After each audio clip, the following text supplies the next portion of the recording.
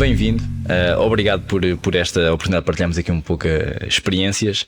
E eu começava aqui com uma pergunta para quem não conhece o João Roque, que eu acho que tem muito que ver consigo. Eu, quando penso no João, penso em princípios, penso em valores, e era por aí que eu começava. Ou seja, que valores, que princípios são os mais importantes para si, que têm, no fundo, aqui servido de linha orientadora ao longo da sua vida, que teve várias facetas, e já vamos falar sobre isso, mas começar com esta questão de fundo. Valores e princípios realmente que lhe dizem mais? Bom dia, antes de mais, agradeço o convite para este podcast. Valores e princípios. Bem, honestidade, a seriedade com que nos dedicamos aos projetos e desenvolvemos algo, também a pensar nos outros, na comunidade. Isto também me tem orientado bastante ao longo da minha vida. Mas basicamente é isto. Ter isso em presente sempre, que é no fundo partilhar um bocadinho de nós para com os outros. Ora bem, e que é isso que hoje também estamos aqui a fazer, não é? E eu ia perguntar, João, como é que foi, e isto acho que é uma pergunta importante, porque a nossa infância e adolescência também, mas define muito aquilo que depois é a pessoa que nós nos tornamos. Como é que foi a sua infância, como é que foi essa fase da vida? Experiência única, aos 10 anos de idade, deixar tudo para trás. E temos que fugir de Angola, como fugimos em 75, a brincar com os meus aviões no jardim da moradia que tínhamos em Luanda e entrar o meu pai. Jardim adentro com o carro, vamos embora, temos avião para Lisboa, depois de 3 meses de espera.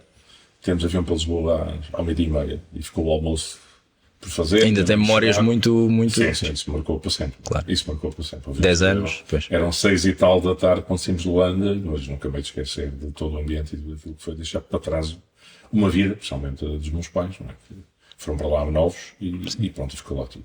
E como é que foi começar de novo? Portanto, foi muito complexo, principalmente para uma criança como eu com 10 anos. Eu não tenho traumas disso, graças a Deus. Sim.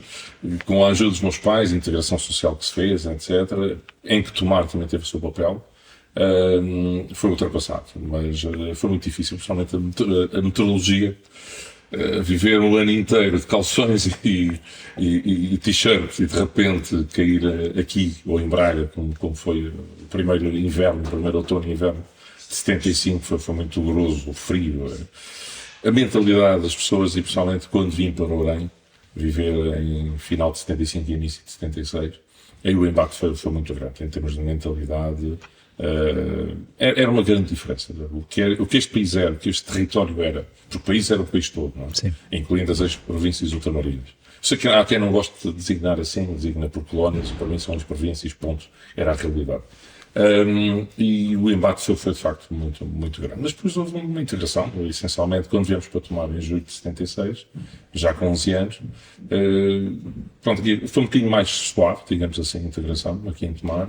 Mas depois o facto de ter entrado para os escuteiros com 13 anos de idade, também por da catequese, a integração com outros jovens também, e crianças na altura, no fundo era uma criança, mas depois foi essa integração e criar alguns laços sociais, a partir principalmente do convívio com os escuteiros, que foi muito importante, e recordo com saudade o chefe Carlos Silva, que teve um grande papel, que hoje em dia 7 escuteiros têm inclusive uma sala dedicada a ele, e teve um grande papel nessa integração, acho que ele percebeu, e foi um grande responsável por eu ter começado a entrar neste mundo da divulgação dos aviões, porque no Fogo Conselho uma vez, num acampamento, ele obrigou-me a ir para dentro lá do Fogo Conselho e falar de aviação, eu não queria, ele literalmente arrastou-me, empurrou-me lá para dentro, portanto, foi um bocadinho responsável por isso.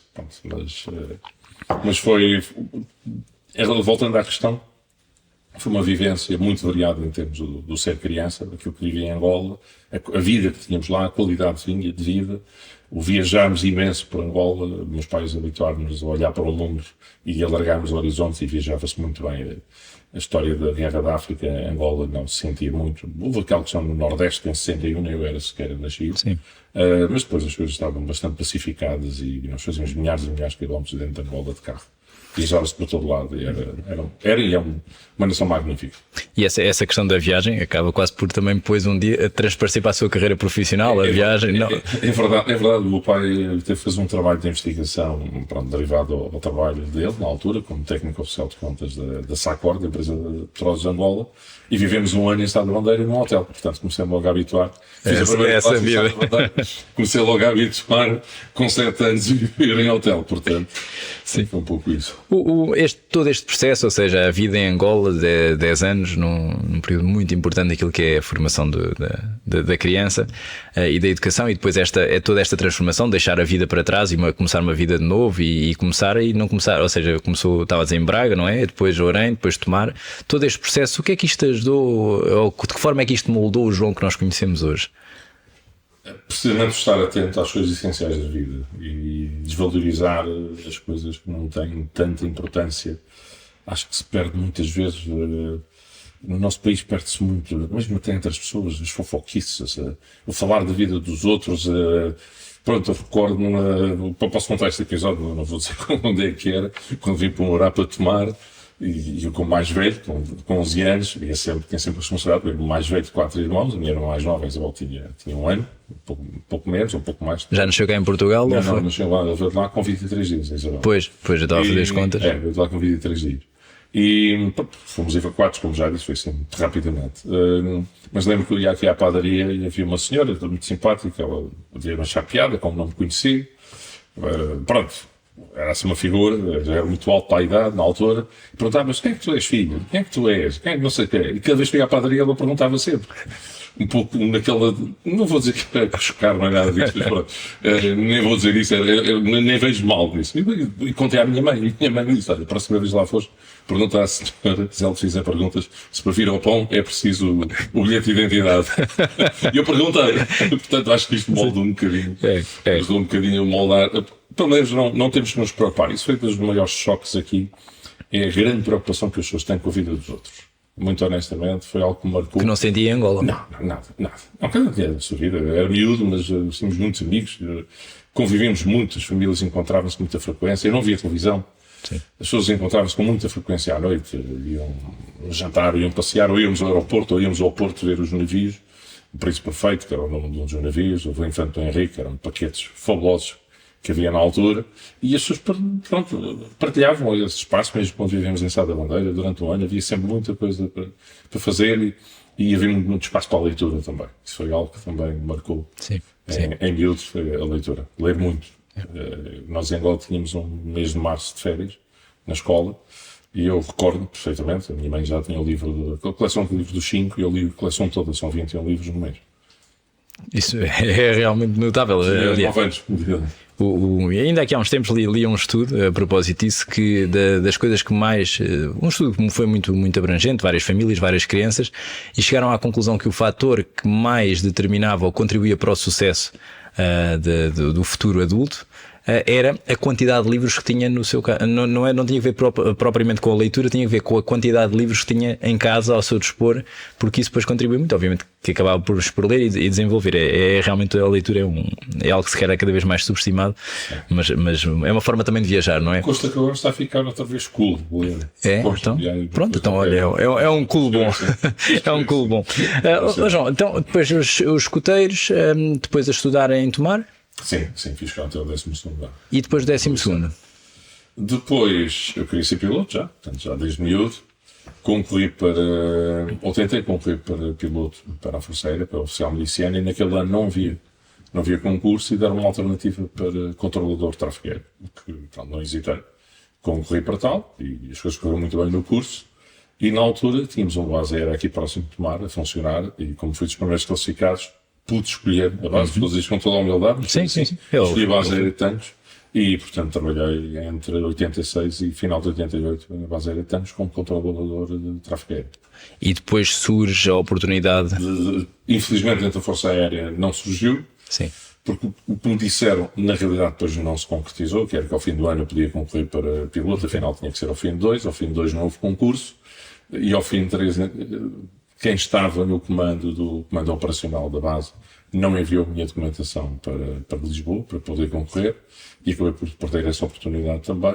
E depois os meus pais sacrificaram-se bastante, a família toda sacrificou-se bastante para me pagar para este sonho. Sim. E fiz o curso em Cascais, foi no ano de 89, durante um ano.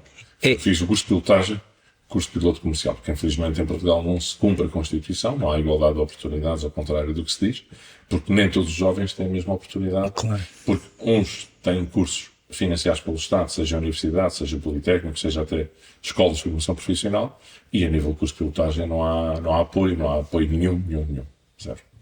E já vamos falar sobre esta questão que eu diria que as suas duas grandes paixões, ou duas das suas grandes paixões, uma é a aviação e a outra é a formação.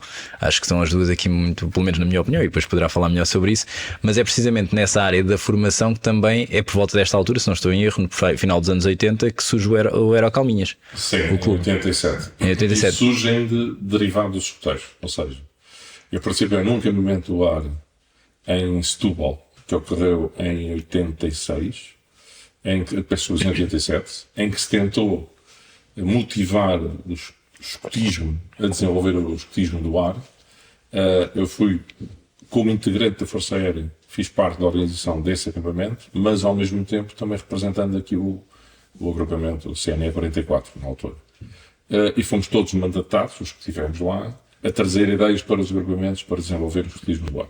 Pronto, aqui em Tomar, aliás, a nível nacional, a coisa não foi muito bem acolhida, não foi muito desenvolvida. Na altura, o capelão da Força Aérea era também o capelão do Corpo Nacional de Escutas, ou então Padre Pedro, e ele de facto foi das pessoas que mais motivou esse trabalho. Só que, pronto, não tem sido possível arrancar aqui com o escotismo do ar. Surgiu, entretanto, um conjunto de fatores. Havia o Clube Calma, e havia alguns miúdos que eram amigos da minha irmã mais nova, apaixonados por aviação, iam lá à casa, ficavam doidos lá com as maquetes de aviões que eu tinha, e começou ali a surgir uma ideia porque não fazer um clube de aeromodelismo.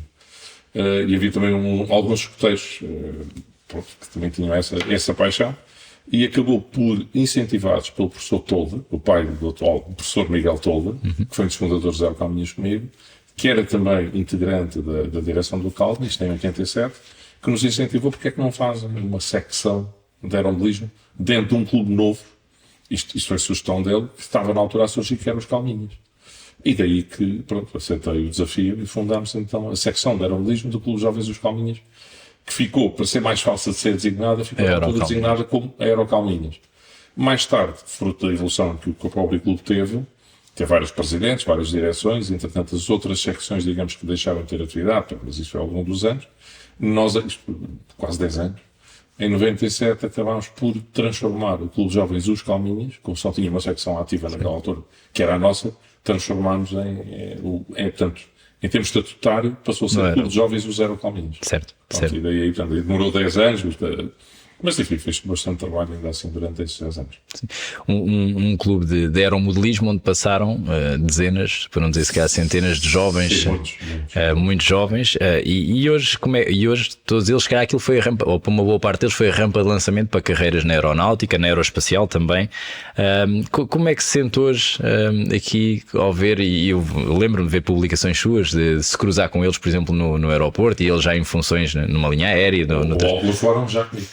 Chegaram lá comigo, foram os copos. Como é que é essa experiência? É única, porque o meu propósito na criação deste clube nunca foi empurrar ninguém para a área da aviação. Aliás, passou por lá muita gente que, como é óbvio, seguiu o seu outro caminho. Mas pelo menos ficaram com uma visão diferente do mundo da aviação. Mas o objetivo principal é, através da prática de um desporto e de uma atividade que pode ser lúdica e pode ser também competitiva, tem estas vertentes do aeromodelismo, embora o nosso país seja pouco valorizado em termos desportivos, tivemos a sorte em Tomar, a partir de 1998, ter tido um presidente de Câmara e toda uma equipa autárquica que valorizou, não só o nosso clube, mas valorizou a componente formativa ligada ao associativismo. Eu tive a sorte de ter sido precisamente questionado pelo então engenheiro Paiva, pela sua equipe, o que é que eu achava, o que era a visão em relação a isso. E precisamente a minha visão é esta. É ligado ao desporto, poder-se formar os jovens, abrindo os horizontes para outras atividades complementares.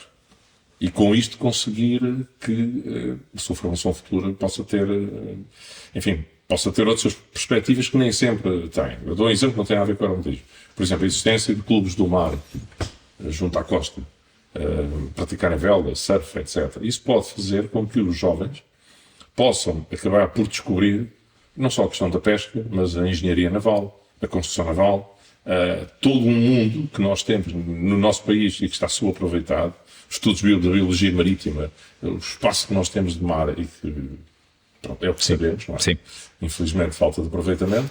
E, portanto, eu estou só a fazer aqui uma analogia, portanto, que pode acontecer em relação à componente aeroespacial. E foi isso que aconteceu aqui no clube. Portanto, ao alargar os horizontes, ou tentar alargar os horizontes, como é visto, ter contributo dos pais, quer dizer, levar, como fizemos em 1995, 43 pessoas a Londres. Na altura, quando eu propus a viagem no âmbito do clube, houve quem me chamasse maluco. Levar 30 e tal miúdos a Londres, mas por que não? E foram pais, e acabaram por ir pais, acabaram por ir minha irmã, na altura, também, já universitária, e que eu gostei giríssimo porque durante 6 dias aquilo foi um alargar de horizontes àqueles jovens, ou quase crianças, alguns ainda, mas acabou por ter algum efeito para eles para o futuro. E depois o que aconteceu a seguir? As idas à NASA, fomos 5 vezes, e desses 39 jovens, 19 estão efetivamente a trabalhar no setor aeroespacial, seja em aviação, seja na área do espaço, como engenheiros aeroespaciais, inclusivamente, e na Agência Espacial Europeia, e com cargos de muita responsabilidade, à frente de projetos. Um deles está ligado a um projeto de 9 mil milhões de euros, que é uma construção de um satélite, não peço desculpas, de um telescópio, que é o projeto ATINA. Portanto, só para dar uma ideia do alcance que isso acabou por ter. E esse caso concreto apareceu no clube com apenas 9 anos. E o que é isto? Aeromodelismo e tal. E o clube também estava dentro de uma escola. Isso foi outro fator muito importante. Foi em 94, a direção da então escola Sentiria ter tido também a visão e a percepção de que ter aquele clube a funcionar dentro da escola poderia ser uma mais-valia para a mesma, uma vez que a escola estava com salas disponíveis e assim convidámos, fizemos lá uma exposição. Portanto, houve aqui um conjunto de fatores que ajudaram à evolução e a criar oportunidades para esses jovens e que acabaram por aproveitá-las, mas sempre com o apoio dos pais, e isso foi fundamental. Acho que realmente foi um marco aqui na história e na vida de muitos jovens, hoje adultos. Acho que sem dúvida, e eu conheço alguns deles, que realmente foi um passo que se calhar teriam seguido outras vidas e provavelmente outras carreiras, porque realmente foi um abrir de horizontes, um bocadinho aquilo que o João dizia. Voltando então um bocadinho aqui à sua carreira profissional, controlador de tráfego na Força Aérea, depois tem essa oportunidade então de tirar o curso com sacrifício da família, como dizia, e torna-se então piloto comercial. Sim, eu assim que acabei o curso, corrombei o curso, e no dia que eu fiz um exame de voo, convidaram-me para ficar como instrutor de voo na escola. Portanto, eu costumo dizer, na altura tive 5 minutos de desempregado. Portanto, fiz o meu exame e 5 minutos depois tinha trabalho. Isto foi no final de 89, e trabalhei durante 2 anos, sensivelmente, a dar instrução de voo em Cascais, na escola. E depois então é que acontece o salto para piloto comercial? Portanto, esse curso era o curso de piloto comercial. Certo. É uma oportunidade para ir para a TAP. A TAP não abria concurso todos os dias, não é? Portanto, eu acabei por deixar passar alguns concursos da TAP. Porque estava como instrutor. Estava como instrutor, mas dentro de uma... Embora eu não tivesse assinado contrato nenhum que me obrigasse a ficar na escola 2 anos, eu é que achei, por uma questão de lealdade, basta aqueles princípios que falamos há pouco, Sim. e de seriedade, já que a escola me tinha dado a oportunidade e tinha suportado o custo do curso, foi a escola que o pagou, eu achei, embora não tivesse nada contratualizado, eu achei que deveria deixar passar alguns concursos.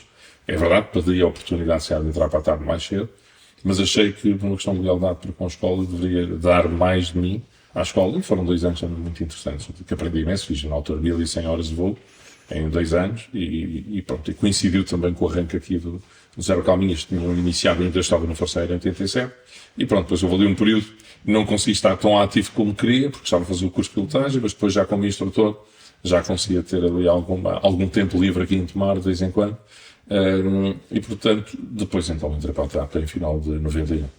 Onde esteve 30 anos. 30 anos. 30 anos, isso são quantas horas de voo? Tem ideia? Tenho 18.200 horas de voo, portanto, descartando as 1.100 e quase 1.200 horas que tinha quando entrei para a TAP, portanto, foram 17 mil. São muitas horas de voo. Poderia ter continuado se não tivesse acontecido. E já lá vamos, também é um tema que eu sei que o João tem muito a dizer, mas sobre essa questão desses 30 anos, quase, dessas 17 mil horas de voo, como é que foi essa vida? E ainda há pouco falava da vivência de viver no hotel logo aos 7 anos, e como é que foi essa experiência? Que balanço é que faz? Foi o concretizado um sonho. Sim. Queria ser piloto. E corresponde às expectativas, porque o sonho... Correspondeu às expectativas do ponto de vista técnico profissional, correspondeu. Infelizmente tenho a dizer que durante quase 30 anos não vi o único conselho de administração bom a gerir a TAP, que é uma pena. Nós somos um país de oportunidades perdidas muitas vezes. E em relação à TAP, infelizmente, até à altura em que eu saí, não vi nenhum conselho de administração a geri-la. Ou seja, foi muito bom do ponto de vista técnico, atenção, passei por pessoas que eu nunca esqueci na minha vida, com as quais aprendi imenso, a nível de comandantes, pessoal de cabine, enfim. A aviação tem que ser vista como um todo, quando se está profissionalmente sendo um agente ativo dentro do conjunto de pessoas e de profissionais que permitem que os aviões voem. Portanto, não são só os pilotos, não são só os técnicos de manutenção, é todo o universo de profissionais. Portanto, aprendi imenso com todos eles. Foi uma escola excelente, aliás. Mais tarde vim ser comandante, portanto, foram 10 anos como copiloto e 20 anos como comandante na TAP. E que foi essencial para o meu crescimento profissional, também essa interação com toda a gente. O que tenho realmente pena é que é uma companhia com um potencial gigante. Todo o país tem um potencial enorme. E infelizmente não temos tido gente à altura como deveria, no geral, Eu recordo só, as pessoas chegaram, não têm noção. Em 1971, 72, a TAP exerceu a opção de compra. Quando é opção de compra, não quer dizer que se tenha assinado a compra. A opção de compra há uma intenção de, não se dá um sinal efetivo ao fabricante do avião, mas fica ali um espaço reservado na linha de produção para 3 Concordes, que foram cancelados em 73 por causa da crise do petróleo que ocorreu em 73. E na altura o Concorde tinha 120 e tal, 130 e tal encomendas e opções de compra, 3 das quais eram da TAP. Portanto, só para ter uma noção, mais, a TAP em 74 tinha uma frota já de 3 Boeing 747-200, que era o maior avião comercial do mundo na altura. Estava para receber mais um, que recebeu já no início de 75, e tinha previsto a encomenda de mais 8.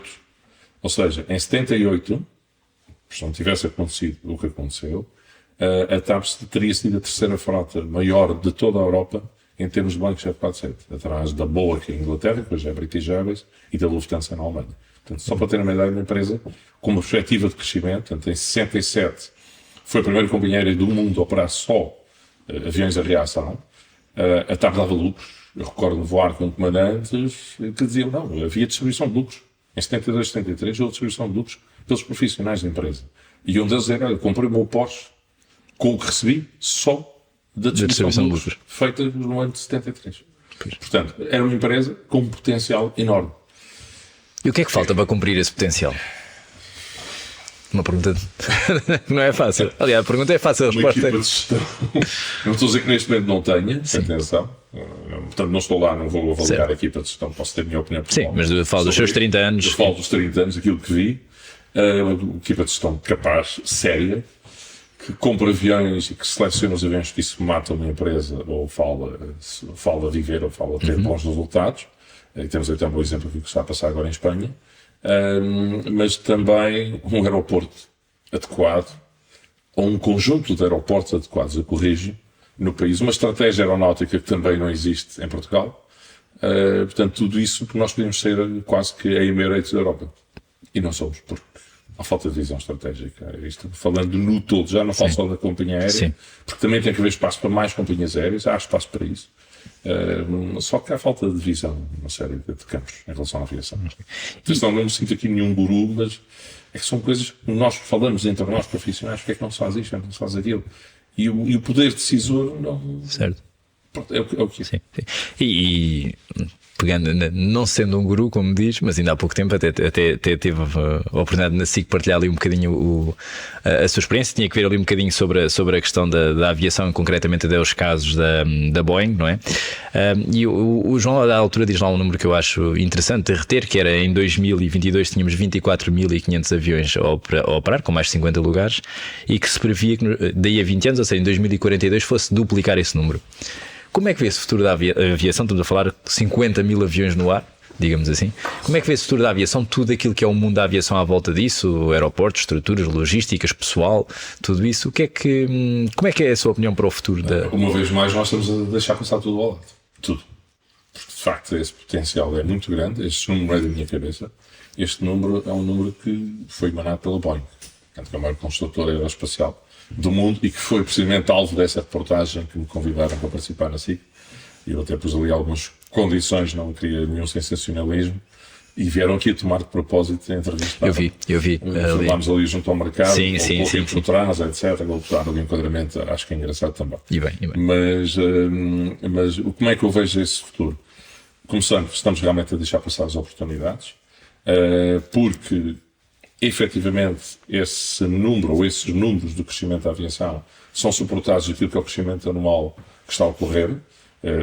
Previa-se que o ano de 2023 e 2024 iam ter um crescimento da ordem dos 4% face a 2019, portanto, havendo ali um hiato temporal da pandemia. Portanto, comparando com 2019, e este ano já está a prever que a final do ano vai terminar com 6,5% de crescimento ao ano. Só com os primeiros dados, os primeiros 4, 5 meses deste ano, pelo crescimento que estamos a ter. O que quer dizer que o número que a Boeing lança, efetivamente, poderá vir a ser ultrapassado. Ou seja, onde é que vão caber tantos aviões? Mais estruturas aeronáuticas, aeroportuárias são necessárias. E é por aí que eu começo quando eu digo que estamos a deixar passar tudo ao lado. Primeiro temos um contrato com uma ANA, que é um desastre, que é o operador que tem o domínio de todos os aeroportos nacionais, pertence ao grupo Vinci e que, infelizmente, não está a fazer os investimentos que, na minha ótica, deveriam ser feitos para, precisamente, poder acumular... E porquê é que isso acontece? Esse número de aviões. Excel. É uma boa resposta. É o Excel. É uma boa resposta. O Excel Rules, e muito honestamente acho que há uma falta de visão em relação a isso, porque nós poderíamos ter, até inclusive o aeroporto Francisco Sá Carneiro, o aeroporto de Faro, e pensar noutra estrutura aqui no centro do país. Eu vinha há pouco, agora a vir para cá, ouvir uma entrevista na TSF. Não percebi bem quem é que estava a ser entrevistado, porque não apanhei no início, mas percebi que era alguém ligado ao Turismo de Portugal, e estava a dar números fantásticos dos 3 primeiros meses deste ano, do aumento de dormidas, de entrada de turistas, 7%, só que Fátima está com 33% a 45% em determinadas métricas. E só para dar uma ideia, 3 primeiros meses, atenção, a Fátima é forte entre maio e outubro. E ter este crescimento enorme, estamos a falar aqui, zona centro, o que é que isto representa para toda esta zona? Uma vez mais eu digo que está-se a deixar passar ao lado a questão de Santarém, ou tanques, ou enfim, uma infraestrutura que não seja só pensar em Lisboa, mas seja a pensar no país como um todo.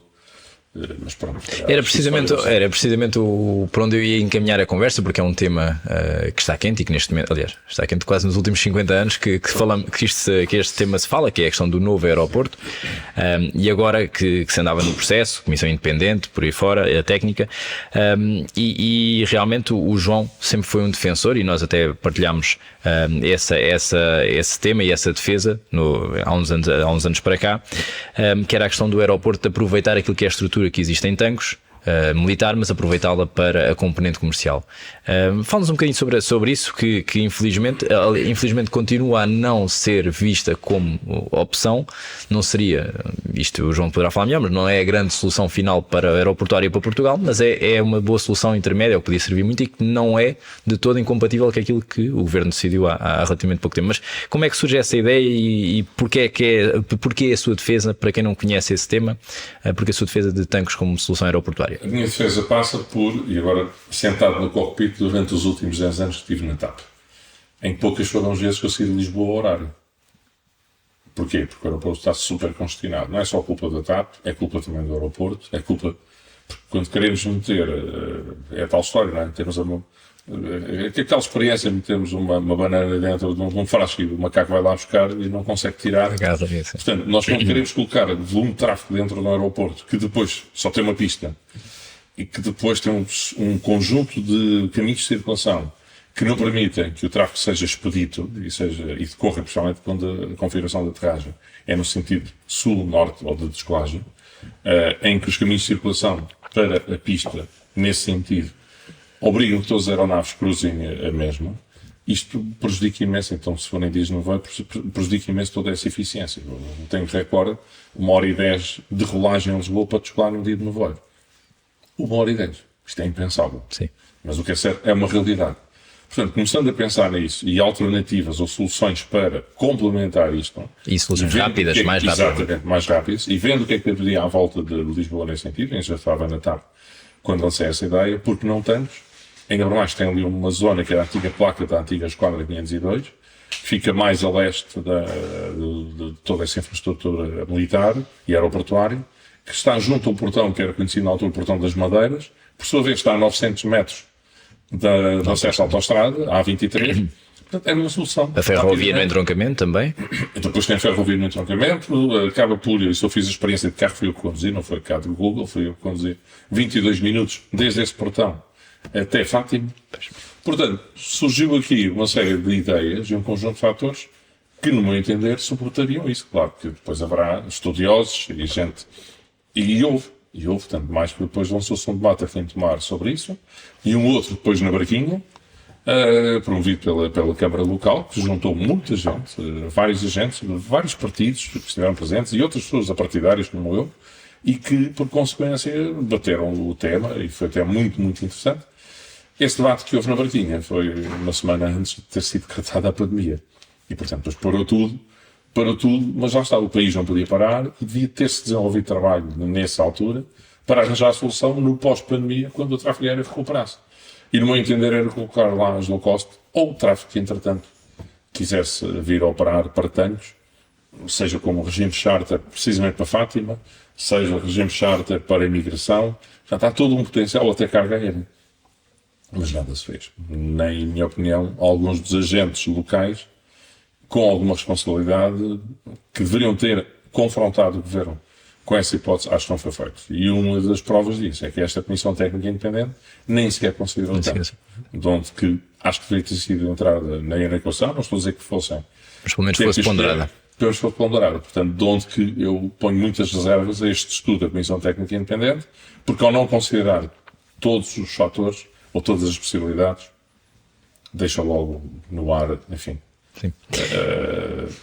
Há espaço para crítica de que não foi tido em conta o que deveria. Podia até vir a ser excluído, mas pelo menos havia uma argumentação e um raciocínio. Não. Exatamente. E por falar naquilo que foi excluído, mas naquilo que com este governo que em pouco tempo tomou, aliás, foi um dos temas falados, é um tema que já se arrastava há algum tempo, em pouco tempo este governo tomou uma decisão, o novo aeroporto em Alcochete, o aeroporto de Luís Camões, já com nome e tudo. O que acha dessa solução? Ora bem, baseou-se no estudo da Comissão Técnica Independente, o que para mim foi uma surpresa. Acho que deveria ter sido feito algo mais, para além da análise desse estudo, uma vez que o mesmo não abrangeu todas as hipóteses. E acho que deveria ter sido considerado uma vez mais a questão de danos como complemento, aliás, fruto desses eventos que foram realizados em 2019, 2020, em relação ao tema tanques. Surgiu inclusive um estudo independente de um grupo, penso que arquitetos, engenheiros, agora não sei precisar, da zona de Abrantes, sobre a questão de tanques, e digamos que em espaço de ano e meio aquilo seria operacionalizável. Sim. Com certificações, com tudo, pelo trabalho, a pista está lá, era repavimentá-la, a placa era colocar lá, portanto, acho que deveria ter sido reconsiderada a introdução de tanques, e surpreendeu-me não o terem feito. Assim como os alertas que existem, e também uma pessoa que participou nesses dois eventos, o General Vizela Cardoso, que apresentou um estudo da Força Aérea sobre Alcochete, mas eu aí vou entrar no campo. Portanto, aliás, não quero entrar porque eu não sou nem geólogo, nem engenheiro, mas que faz alerta sobre a existência do aquífero por baixo de toda essa zona de Alcochete. Se vai levantar problemas ou não, estruturais, talvez. Eu dou só aqui um ponto. Há dias fui convidado a fazer uma palestra numa escola de ensino básico em Setúbal, uma escola contemporânea, até em termos estruturais, em termos de desenho contemporâneo da escola Valdim Pais aqui em Tomar, portanto é quase cópia, ou uma da outra, e a escola está a afundar, em Setúbal. Está a afundar, literalmente, vão ter que fechar parte dos pavilhões que estão a afundar. Aquela zona está por cima do tal aquífero. Certo. Portanto, temo... Não convém com uma pista de... Ora bem, não é uma pista, são duas, um aeroporto, em que vai ter que ter estacaria, segundo aquilo que foi apresentado nesse tal estudo que o General Vizela Cardoso falou, cerca de 10 metros de profundidade. Ora, tem uma linha freática de 50 metros cúbicos de caudal, ora, a 14 metros, aí não sou especialista, mas interrogo-me se, de facto, isso foi tudo, e é bom que tenha sido tomado em linha de conta. Certo. Considero que ainda assim, o colocar em Alcochete, pronto, ok, é preciso tomar uma decisão, é preciso avançar com algo, não sei se será a sua solução mais barata para o país, e onde ponho em causa o facto do próprio Ministro das Infraestruturas ter dito que agora ainda se vai fazer o estudo ambiental, pode demorar um ano e meio. Sim. Portanto, a exigência que o país tem de ter soluções aeroportuárias rápidas não se vai cumprir tão cedo. E ainda há pouco reporto novamente o que estava a ouvir na rádio, em que eu penso que era alguém ligado ao turismo, pela maneira como estava a falar. Estamos a perder tráfego anualmente que neste momento não tem solução para entrar em Portugal. Porque nem o investimento na Portela se fez, nem o investimento em aeroporto complementar ou alternativo. Atenção, recordo que Tancos tem potencial para ser complementar, mas também tem potencial para ser alternativo no futuro. Aliás, eu fiz também uma pequena resenha sobre isso nesses dois eventos. Eu sei que é uma ideia assim meia louca, mas tem todo o potencial para em Tancos termos um aeroporto do nível do aeroporto de Munique, com 2 pistas paralelas. Há um potencial enorme. Seria localizado a sul e a norte da A23, em que todo o terminal passaria por cima da A23. Enfim, há todo um trabalho ali de arquitetura e de engenharia que poderia ser feito, com potencial enorme para toda a região e que também se haveria em Lisboa. Mas de facto não há. Pronto, estamos a perder essas oportunidades. Não se investe também em Francisco Sá Carneiro. O Faro já precisa de investimento. Os aeródromos regionais também não se está a olhar para ele como deve ser. E eu esperava um bocadinho mais em torno desta decisão, que houvesse uma visão estratégica mais alargada em termos de futuro. Mas infelizmente, em termos da nossa classe política, é o que eu tenho visto ausência também desde 1975 em relação a isto. E agora, pegando agora, voltando se calhar um bocadinho também estas suas mágoas, se calhar diria eu, sobre aquilo que é um tema que o apaixona tanto, a questão da aviação, esta rescisão com a TAP ao fim de 30 anos, este divórcio, digamos assim, por 30 anos é mais do que muitos casamentos. 30 anos, como isso deve-se, pronto, a toda se calhar esta desilusão acumulada de vários anos e essa mágoa, algumas destas mágoas que temos vindo aqui a falar. Como é que foi quebrar esta relação de 30 anos, onde fez toda a sua carreira profissional até então, praticamente? Como é que foi esse momento? Como é que... Foi muito difícil, mas isto aconteceu com base, pelo visto, aquilo que se veio a descobrir que era uma mentira. Porque então o Ministro dos Transportes decretou que a TAP tinha que ser sujeita a um processo de reestruturação e que Bruxelas obrigaria a que os pilotos tivessem um corte de salário de 50%. Já se veio a descobrir pela comissão de inquérito que decorreu na Assembleia da República durante largos meses que afinal foi uma mentira. Que não correspondeu à realidade. Portanto, eu saí com base numa mentira. Que nos impunha um corte, porque esse corte era obrigatório por ordens de Bruxelas. Isso está provado que é mentira e com isso saímos várias dezenas, mais de 100 de pilotos, desiludidos porque atravessar o Atlântico Sul ou ter 300 almas de minha responsabilidade por metade do salário, desculpem, se fosse lá o Sr. Ministro voar o avião, assumir essa responsabilidade. Portanto, isso realmente marcou bastante negativamente. E se não fosse isso, o João hoje poderia ainda ser comandante da TAP? Eventualmente, sim. Eventualmente teria ficado aí. Embora, preocupado, como sempre estive, atenção. Claro. Não fui uma pessoa adormecida. Eu escrevi coisas dentro da companhia, sugeri coisas diretamente aos conselhos de administração, na altura, ao longo de vários anos, sugeri, e algumas ideias, dei o meu contributo também dentro da companhia, algumas vezes até de forma altruísta, por algumas ações que desenvolvi, até em colaboração com o marketing da TAP, fizemos uma série de eventos, onde depois também trouxe o Clube Eurocalminhas, envolvido também com a própria TAP, com a área do marketing, com palestras, com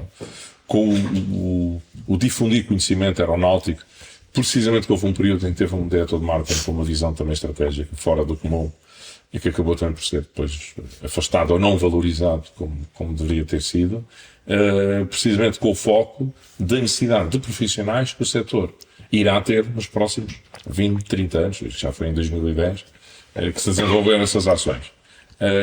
Mas uma vez mais, pronto, a tal falta de visão da então administração acabou por matar esse projeto, que era um projeto muito interessante, que estão algumas companhias aéreas a aplicar neste momento, na busca de talentos, porque estão aflitas a conseguir arranjar profissionais para várias áreas. Não são só pilotos, não são só pilotos. Sim, há muito. É aviões e talento, não é? É esse o segredo. Fechou-se um capítulo, mas também se abriu um capítulo, agora numa nota mais positiva, diria eu, a Lusofly, onde o João neste momento está à frente, a Lusofly Academy, onde o João está à frente, ou seja, no fundo é o juntar destas suas duas paixões. Estávamos a falar da formação e da aviação. Fala-nos um pouco sobre esse projeto, para quem não conhece, também acho que é uma boa oportunidade de falarmos sobre isso e como é que isso surge, como é que está a correr. Então surge porque, precisamente em 2004, 2005, eu era comandante há pouco tempo e fui convidado para ficar, participar na instrução, na TAP, na formação na frota Airbus 320, que é a frota de entrada, ou seja, os pilotos que se candidatam à companhia entram para essa frota, que é o avião mais pequeno, entre aspas, na TAP original. Eu digo original porque também há outra empresa dentro do grupo TAP, que é oriunda de Portugal e que tem os aviões mais pequenos, que é o Embraer, na ordem de 100, 120 lugares, mas tem um quadro diferente de pilotos. Portanto, na TAP, mãe, digamos assim, o avião de entrada é a frota Airbus 320, que tem um avião mais pequeno, o Airbus 319, mas os pilotos tiram logo o curso. É um curso comum aos três versões daquela família de aviões. É a base. E aí percebi as lacunas com que vinham alguns jovens, alguns pilotos, formados nas várias escolas em Portugal. Para além disso, através das Eurocalminhas e com os jovens até tomarem, não só que se começaram a juntar a nós e a começarem a fazer cursos de pilotagem pelas várias escolas, comecei a entender e a ouvir queixas deles e dos pais sobre situações que eram completamente inaceitáveis para a formação de um piloto. E começou a surgir dentro da minha cabeça, porque não um dia, se calhar, criar uma escola, não com a arrogância de achar que faço melhor que os outros, todos, não é isso, mas tentando procurar caminhos para corrigir as para dar resposta àquilo que eram que as pessoas se queixavam. E pronto, e essa ideia foi germinando, até que um conjunto de fatores fez com que, e depois conjugando com a saída da TAP, um conjunto de fatores fez com que arrancasse então com este projeto da Lusofly Academy, que se pretende um projeto mais alargado, poderá vir a envolver outro tipo de empresas no setor da aviação, fazer outro tipo de serviços, mas para já o foco é o da formação de pilotos. Em pilotos. E que estamos a ter bons resultados. Eu dou um exemplo.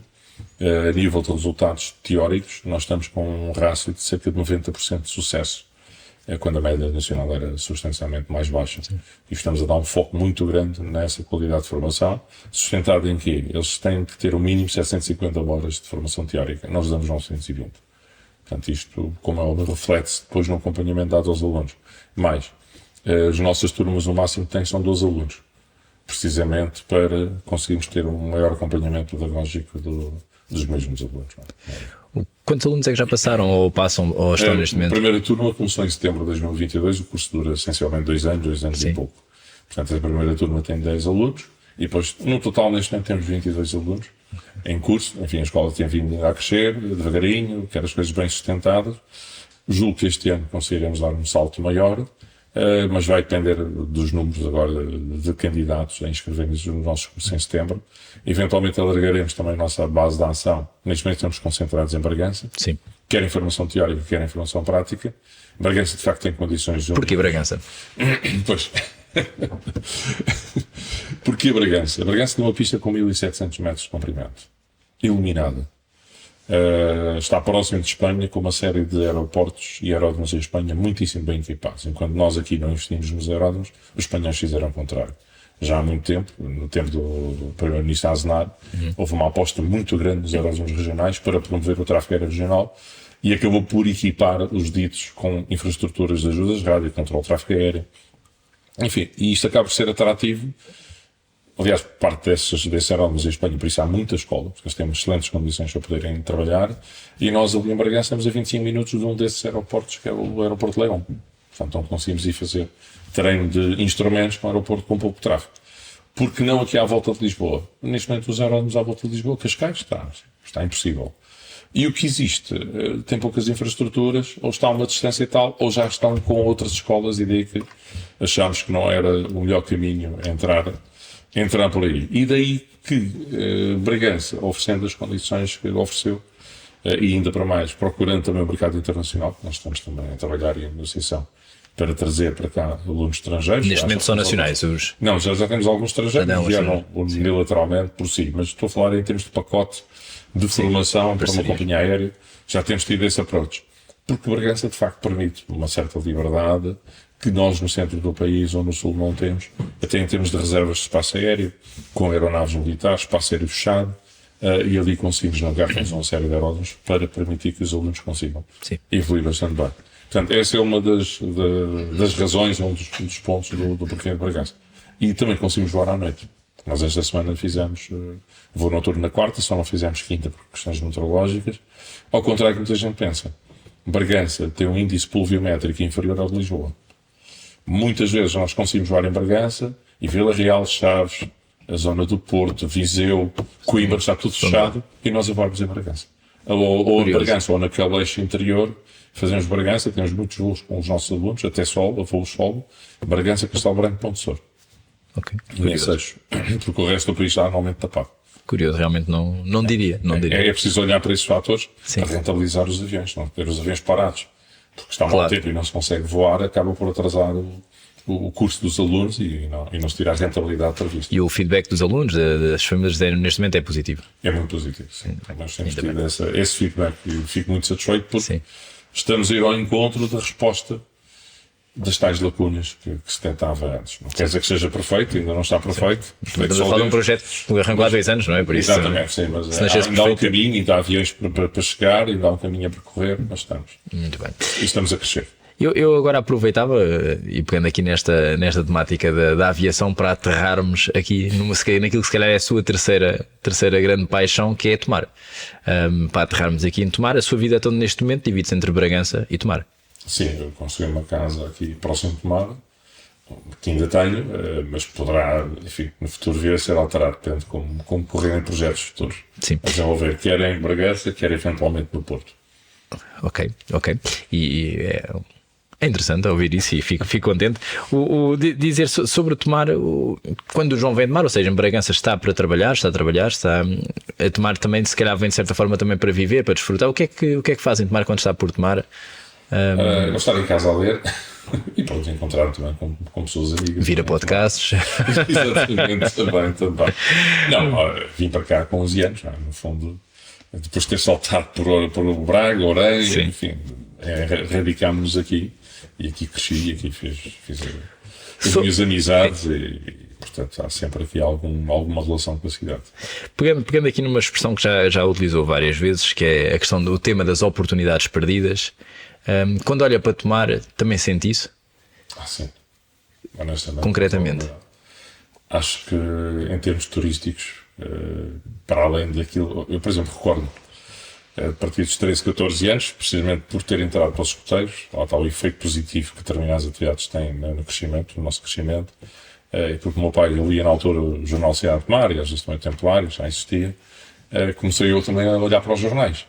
E houve um tema que eu sempre vi e que ainda hoje é falado, que é, por exemplo, os autocarros que trazem turistas ao convento não virem à cidade.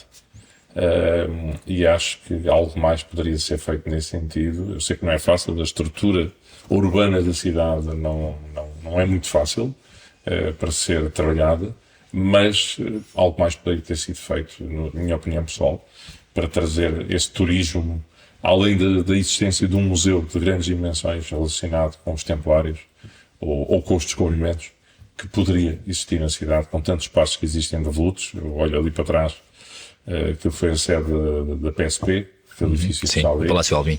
Exatamente, ou olhando para o Convento de São Francisco, enfim.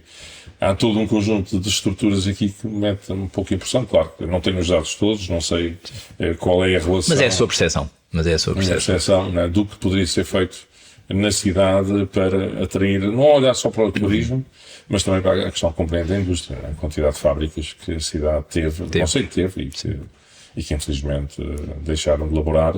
Muitas delas hoje complexos também, edificados, abandonados, não é? Questão de volutos, não é? E me pergunto o porquê de ter chegado a esta situação. Nós sabemos que, no caso do Grupo Mendes Godinho, teve a ver com as nacionalizações do próprio BES, não é? Tudo aquilo que aconteceu, e por arrasto depois o próprio grupo acabou por ser nacionalizado e tudo o que aconteceu nessa gestão. Aliás, a semelhança que aconteceu com a TAP, com a Ciempor, com a Companhia de Transportes Marítimos, enfim, tudo aquilo que foi nacionalizado acabou por ser muitas vezes sujeito a má gestão e deu no que deu. Tendo então esta questão do turismo, esta questão também do investimento das empresas e destas oportunidades perdidas, também tudo isto tem reflexo naquilo que é na camada mais jovem, nos mais jovens, não é? Que é, também o João sempre teve essa excelente relação com os mais jovens, nesta ajuda, até por causa do papel da formação que estávamos a falar. Aliás, quase a sua vida teve sempre essa componente. Como é que se sente, pelo contacto que tem, daquilo que certamente ouve também falar, porque sabemos bem a questão demográfica que Tomar neste momento vive, com a saída, uma população envelhecida, a saída dos mais jovens sem condições para regressar. O que é que houve ou o que é que sente dos mais jovens em relação a Tomar e o seu futuro em Tomar ou fora dele? A percepção que tenho, atenção, quando eu era jovem, estávamos a 2 horas e meia de Lisboa, hoje estamos a 1 hora. É certo que eu tomei a opção de viver aqui, embora trabalhasse em Lisboa, mas a minha vida permitia residir em Tomar e foi essa a minha opção. Porque cheguei a ter casa em Lisboa, cheguei a ter um apartamento, até na zona de Expo, fui dos primeiros moradores da Expo, mas acabei por optar, não, é aqui que eu vou ficar e, portanto, vendi o apartamento e fiquei por aqui.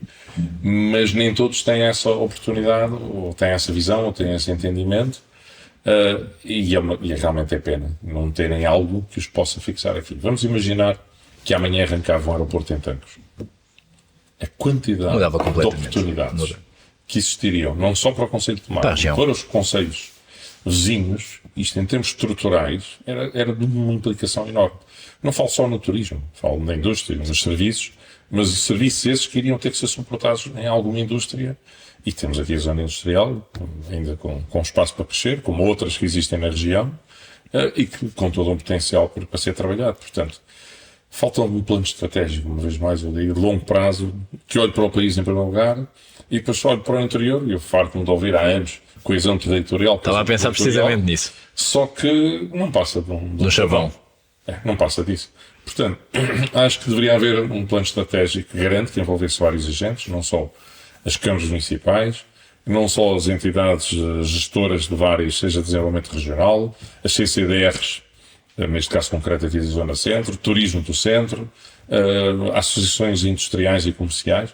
Há todo um plano estratégico que deveria ser definido para olhar para o futuro. Portanto, nós estamos a concorrer, digamos assim, com outras regiões e olhando para um país que é tão pequenino, é um país que tem uma largura de pouco mais de 250 km, nós não somos nada, comparado com o resto do mundo, e nós estamos atentos, por exemplo, ao que está a passar em África e ao que vai ser o desenvolvimento regional em determinadas zonas que vai catalisar para o futuro uma centralidade diferente e que nós estamos a perder oportunidades. Isto é a minha opinião.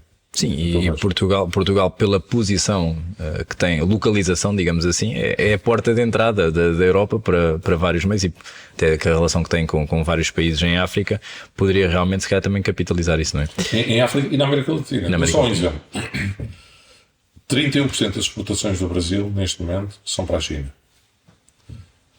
Do Brasil, é certo que muitas dessas exportações são via marítima. Mas estou a falar na componente de carga aérea e, consequentemente, a nível de transporte aéreo. Não há maneira de ligar o Brasil ou a América Latina à Ásia direta. Não há avião nenhum que o faça de forma direta e com eficiência. Poderão fazer com 10 passageiros, não interessa. Qual é a alternativa que tem? Neste momento é a passagem por Istambul, a passagem por Doha, Abu Dhabi, etc. O que obriga a voos na ordem de 14 horas e meia, 15 horas, desde o Brasil até esses destinos, ou vice-versa. E daí até a Ásia e Sudeste Asiático, estou a falar de China, mas a China mais a leste, portanto, Pequim, Xangai, seja Seul, na Coreia do Sul, seja Tóquio, Osaka, ainda mais a leste, na ordem de 7, 8 horas de voo.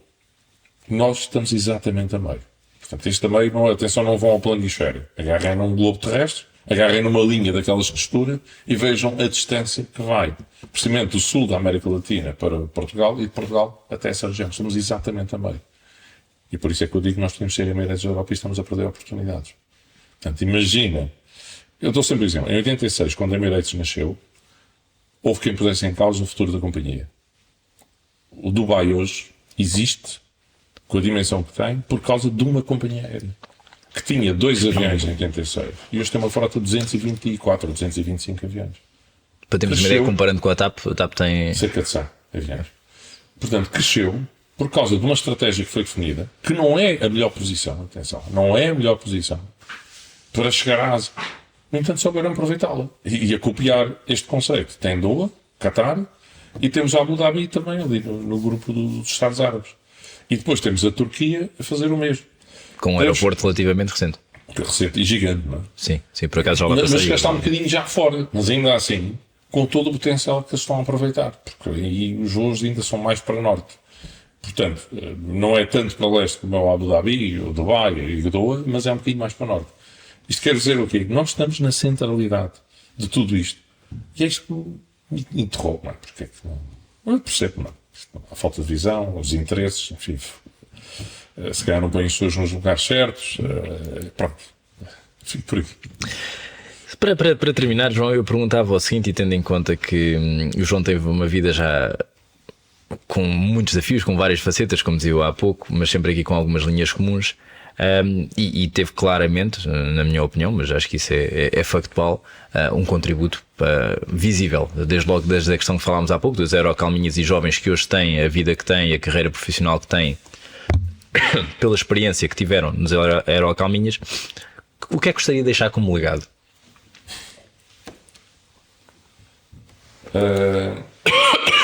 Nós, de alguma maneira, com toda a humildade, já ficou algo criado, não é? Os aerocalminhas também ultimamente têm enfrentado a dificuldade da minha ausência, portanto eu não tenho tempo como tive. É verdade que alguns dos sócios jovens pelos aerocalminhas passaram e que ainda hoje fazem parte, acabaram por se liderar no mundo da aviação, mas lá está, deslocalizaram-se de Tomar. Vivem em Lisboa, outros vivem na Holanda, na Alemanha, portanto não têm o tempo que tinham no passado para esta atividade. Alguns ainda assim vão dando algum suporte, mas aquilo que gostaria era que realmente houvesse um programa educativo aeronáutico, não só local, envolvendo algumas escolas locais. Apesar de todas as propostas que foram feitas, foi difícil de conseguir arrancar, e houve até uma tentativa, no caso concreto, do agrupamento de escolas já como Raton, de se criar até um curso profissional ligado aos drones, mas isto depois bateu, não na falta de vontade, mas pelo contrário, um empenho muito grande do professor Paulo Macedo, um empenho pessoal e da sua equipa, mas questões regulamentares do Ministério da Educação e que impediram, portanto, a criação desse mesmo curso, mas acho que a nível nacional se poderia implementar um programa educativo aeronáutico que podemos dizer assim, mas que países é que têm isto? Pois imensos países na Europa estão a fazê-lo. Eu fui fazer uma palestra à Polónia, a Lodz, há uns anos, e resultado, no fundo não foi uma, foram 2 palestras, a 300 alunos de cada vez, dos 7 aos 12 anos, e hoje essa escola, onde essas palestras foram criadas, na CAV, tem 8 simuladores de voo, é patrocinado pela Boeing, porque ali, naquele país, na Polónia, as contrapartidas existem a sério, são aplicadas a sério, ou seja, a companhia aérea local comprou Boeings, que em contrapartida a Boeing financiou um projeto educativo enorme em toda a Polónia, que envolve escolas e universidades, precisamente para buscar talentos. E a Boeing neste momento já criou um centro de formação e desenvolvimento tecnológico em Varsóvia. E está a buscar talentos às escolas. Fruto desse trabalho. Portanto, e acho que isso era algo que era muito interessante de nós podemos criar cá. Através da academia, devagarinho, mas a tentar fazer algo, pronto, pode ser que... Essa sua visão que falava para a academia no futuro, pode passar por... Sim, pode passar por aí e ligar até eventualmente no futuro a uma possível companhia aérea também. Muito bem. João, desejo-lhe sucesso com esse projeto e que realmente continue a ter esse papel importante na formação dos jovens. Muito obrigado, Tiago. E obrigado pelo convite. Obrigado. Muito obrigado. Bom dia.